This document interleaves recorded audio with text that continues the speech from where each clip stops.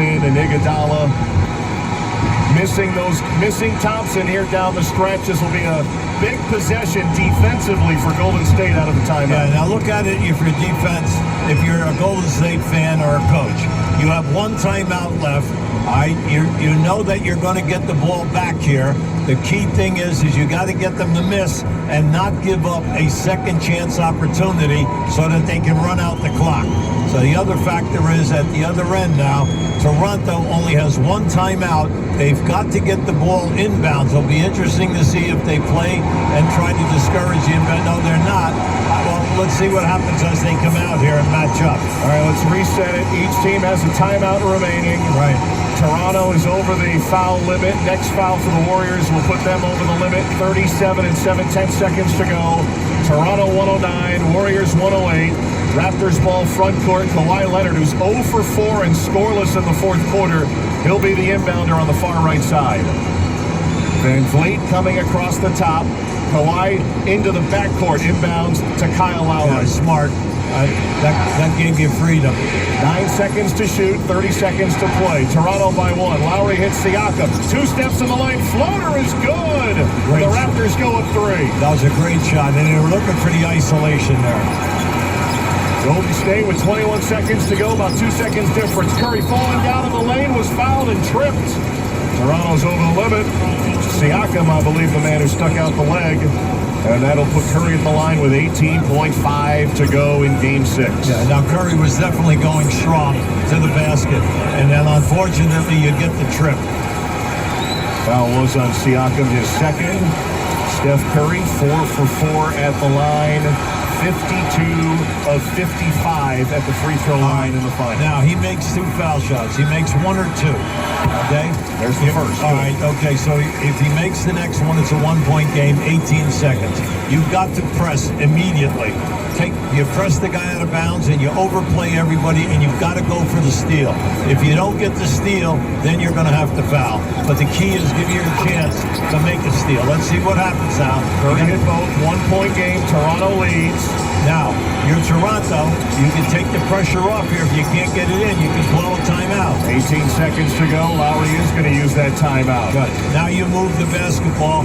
Now you have the option. You can either take it at the end where you called it, or you can move it up at the other end, and that opens up the court for you because you can pass into the backcourt. Final timeout used by the Toronto Raptors. The Warriors have one more timeout. 18 and 5/10 seconds to go in Game 6 of the NBA Finals. The Raptors up 3 games to 2, bidding for their first championship. A 111-110 lead over the Warriors. No Kevin Durant, ruptured Achilles in Game 5. Klay Thompson goes down with a knee injury in the third quarter here in Game number 6, trying to force this back to Toronto. All right, now, from a defensive standpoint, you have to pressure the guy out of bounds and try to take away 2 areas. All right, you can't take away all 3 angles of a pass. The main thing is you go for the steal. Everybody overplays. Big thing now, when the ball comes in, you go for the steal. You don't get it, you foul immediately and put them on the line. And even if they make it, it would only be a 3-point game if they made both foul shots. 111-110 Toronto. The Warriors down a point, trying to become the 4th team ever in finals history to be down 3 games to 1 and to force a Game 7. All right, now, I wonder if Steve Kerr is talking right now. If you make a steal, if you're free to go, you go. You go the length of the floor because you have plenty of time. But if you get a steal and you're going in the opposite direction, some coaches now will say, use the timeout so that we can, get ourselves regrouped and what we're going to do. All right, it'll be a front court inbound, advancing the ball. Lowry on the near side against Looney. Yeah, Looney's up and down, up and down. This is going to be interesting now. Lowry backcourt all the way to Kawhi Leonard. 17 seconds to go. They got 2 in the backcourt. Trap passes ahead to Danny Green. Draymond Green has him pinned in the corner. Pass, turnover! Terrible pass down the far sideline for Siakam, and the Warriors get it back. Now, that's what they wanted. They had Green pinned on that sideline, and he throws the ball all the way up out of bounds. Now you say, why did he do that? He has no no timeouts left. That's the reason. Now Golden State is in excellent shape because 9.6 seconds is like a lifetime in the NBA game. And Danny Green probably should have tried to come to the center of the floor to take that pass because he buried himself against half court in the sideline. I'll tell you what, I'm going to give you a bonus for that, okay? We're going to make sure that the producer comes up with a bonus. The excellent call. You're absolutely right. He put himself into a bad situation once he caught the ball. And Draymond Green, the outstanding defender, one-time defensive player of the year, made all-defense second team. He had Danny Green pinned, forced the Raptors' 12th turnover, and with 9.6 seconds to go, the Warriors will have it, down one, 111-110. Can they get a shot in the final game at the Oracle to somehow send this series to the limit and a seventh game on Sunday night? Now, you got to be all over this guy now inbounding the ball. And the big thing is you do not want to foul. If they're going to beat you, they have to beat you with a shot over Come on, a defender. Raptors. Quinn Cook is on the floor. Steph Curry's on the floor. Draymond Green, Andre Iguodala, and DeMarcus Cousins. All right, so they're going to have Leonard on Iguodala, who's passing the ball in. Whatever you do not give them an easy pass. Neither team has a timeout. Both teams over the foul limit. Kawhi Leonard will defend on the far left side against Iguodala, just handed the ball. Iguodala looking. A long pass to Green, makes the catch, saves to Curry, turns for three, missed the shot. Cousins tips it. Kawhi's got it, 3 seconds to go, loose in half court. Rolling over, timeout called. There's no timeouts remaining. That would be a technical foul. With 0.9 seconds to go. Holy shit. That's incredible. Because when you leave the huddle, you tell both teams as a coach, you have no timeouts remaining as we go into that last 9 seconds. Did he try to call a timeout? Well, that's going to be interesting now. Three officials are huddled up. Well, you can see Cook is caught. Two Golden State Warriors call timeout, okay? Mark Davis, the lead official, confirming that they tried to call a timeout they did not have, which is a technical foul. That's correct. With 9/10 of a second to go on the clock. Nice. Curry got a look at a three. There was a scramble. And at half court, rolling over the half court line, the Warriors gained possession and tried to call for a timeout they didn't have. Now, you give the credit. Toronto played it extremely well. The pass was a long pass from the left sideline all the way over to the right. And unfortunately, it was almost impossible to catch and make a move. And then all of a sudden you get a free ball, and as the ball is rolling, everybody's diving for the ball. But that's the cardinal rule of leaving the huddle. You have to tell your team, whether you're on offense or defense, how many timeouts you have left.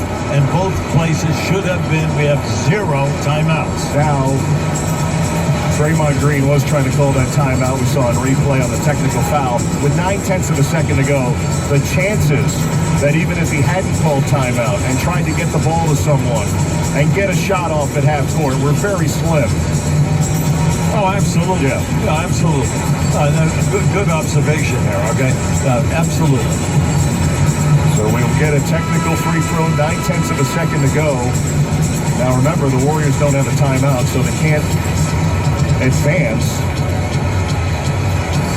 But we have a free throw to come, a technical free throw with 9/10 of a second to go. Toronto 111, Golden State 110. The final game at Oracle Arena and a sellout crowd on their feet, speechless. On a night the Warriors, Klay Thompson went down with 30 points. They come up just short. Kawhi Leonard, technical free throw. Away and good. 112-110 Toronto, 9/10 of a second to go, and possession goes to Toronto. Just have to get the ball in bounds for a championship. Yeah. Main thing is just take your time and not throw it to a guy with a dark shirt on. Lowry gets it in to Kawhi Leonard. Foul at the horn. Game is over. is it? What? They're going to send everybody off the floor. The photographers, that foul occurred on the catch right before time expired, apparently, as Mark Davis and John Goebel will put on the headsets to Secaucus to review the clock. See, right now, Toronto, Lowry wants the basket. The key thing right now is he got fouled, and it will be the referee's decision whether he got fouled on the catch before he made the move, or did he get fouled once he made the move. We're getting a look at the ABC replay on the inbound. Iguodala was tugging. No, he definitely fouled him. Fouled He fouled him before the shot. He fouls him before the shot. So we all know now that that would be the penalty anyway for Golden State. That would have been their fifth foul. 2 free throws essentially ends it. Or a make, you can miss the second. Oh, absolutely. Have it bounce off the rim and the time expire. The Toronto Raptors on the doorstep of their first championship, the first championship for a team based outside the United States. In the last game in Oakland, they're already celebrating down on the bench. And the Canadian fans who've made their way from north of the border, so many Canadians and expats who work in the Silicon Valley area have flooded and spent a lot of money to get tickets to get into the Oracle tonight. And if we thought they partied after Game 4 here, you imagine what the scene's going to be just moments from now here in Game 6. This has been a great game to play as you're going to close this arena from NBA basketball. But to end it the way we're ending it in the last 9 seconds is hard to take. It's unfortunate. That's exactly right. I mean, you're a Sully's Golden State fan. Picasso. That's exactly right. Now, if you're Toronto, you don't want to hear about it because you know that you're going to be the champions here, and it doesn't matter what happens. Whatever the call is, they're going to keep the clock at 9/10 of a second. And they're saying then that he throw. Well, now it comes down. Did you foul him before the inbound? Before the inbounds, which would give you 2. That's right. I mean, we're doing every single rule that you can think of now in 9 seconds. All right, so they put 9/10 of a second back on the clock. Toronto 112, Golden State 110. The Warriors had the 9-2 close in the final 3.5 minutes up in Toronto to extend the series to a 6-game, forced the Raptors to head to the West Coast. Kawhi Leonard going to the line, shooting 2 with 9/10 of a second to go. If he makes both, doesn't really matter what happens after that. First one is good. 113, 110, and a chance to ice it and make it a 2-possession game. Because we all know that the rule is with 0.3 of a second, you still can catch and take a shot without a dribble. All right, Leonard, free throw, good. 114, 110. Raptors inbound to Curry. Launches one from 70, no good. And it's over. Yeah! Raptors have their first championship. They dethrone the dynasty. Toronto in 6 games beats the Warriors for their first NBA title. Toronto 114, the Warriors 110. The Toronto Raptors are the 2019 NBA champions. Happy for them. They were very scrappy, and they defeat Golden State once again in their arena for the 4th time this year. Now, not too many people have been able to do that during this reign. That's an amazing stat. In fact, nobody has done it. The Raptors were the only team to win 3 road games at Golden State in the same season over the Steve Kerr era. If you include the December victory here in the regular season, 4-0, the Raptors at mighty Golden State.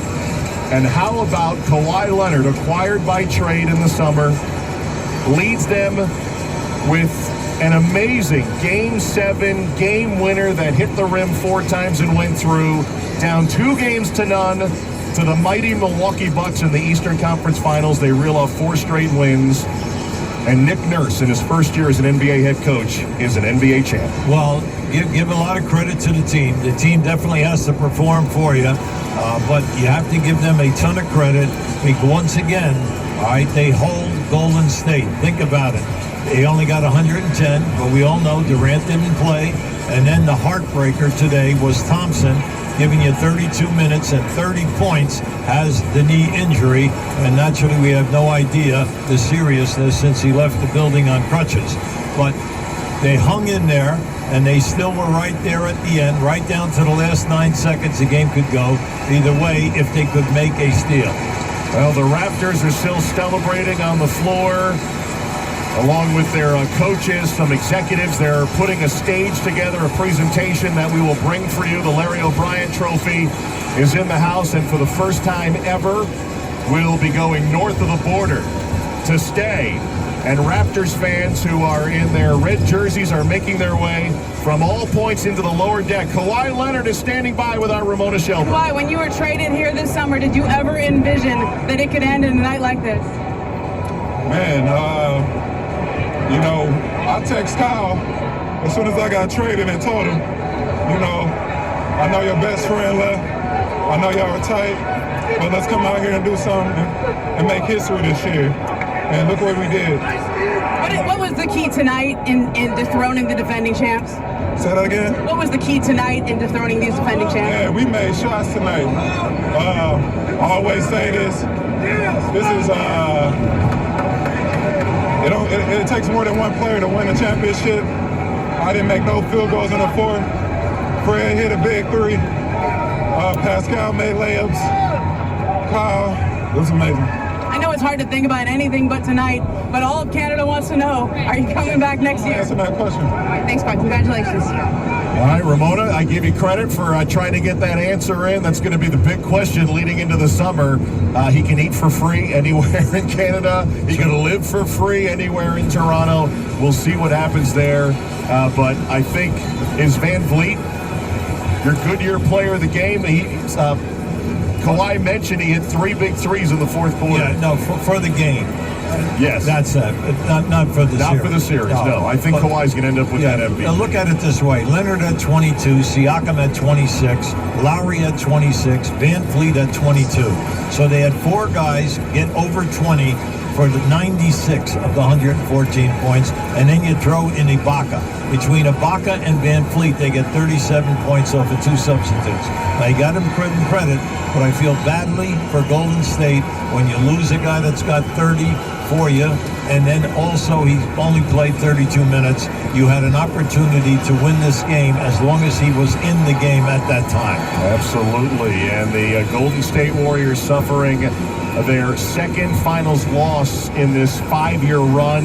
They blew the 3-1 lead to the Cavaliers back in 16, fell behind 3-1 in this series, losing in 6 games. Fred Van Vliet, our Goodyear player of the game, brought to you by Goodyear. From the Akron Wingfoots to today, Goodyear, more driven, 3 fourth-quarter threes. How about these numbers, Hubie? In the last 9 games, remember before Van Vliet's son was born, he was 8 for 41 on threes in the first 15 games. In the 9 games since Fred Jr. was born, including the 5 today, 30 for 57, over 50%. It's a staggering stat. As Fred is standing by with Ramona Shelburne. Hey, Fred, how did you get here tonight? A lot of resilience. We got a tough bunch. Guys been through stuff in their personal lives, careers, and just to make it to this point, we stuck together, we hung around, and we just made enough plays to get some wins. What are you going to tell your son one day about this run? Just how cool his dad is, and what part he played in it as well, coming into my life at a special time. So these are memories that you'll have forever. Congratulations, Fred. Back to you guys. Thank you, Fred Van Vliet. 22 points, 12 in the fourth quarter.